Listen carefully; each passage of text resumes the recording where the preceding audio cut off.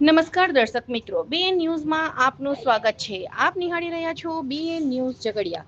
Rajpardi police station ખાતે ઈદે મિલાદ તેમજ ગણોત્સવ પર્વ નિમિત્તે શાંતિ સમિતિની બેઠક યોજાઈ. મુસ્લિમ સમુદાયના પવિત્ર ઈદે મિલાદ તેમજ હિન્દુ સમુદાયના ગણેશોત્સવ પર્વે નિમિત્તે ભરૂચ જિલ્લાના રાજપારડી પોલીસ મથકમાં પોલીસ ઇન્સ્પેક્ટર એચબી ગોહિલની અધ્યક્ષતામાં ઈદે મિલાદ તેમજ ગણોત્સવ આયોજકો સાથે શાંતિ સમિતિની બેઠક યોજાઈ હતી.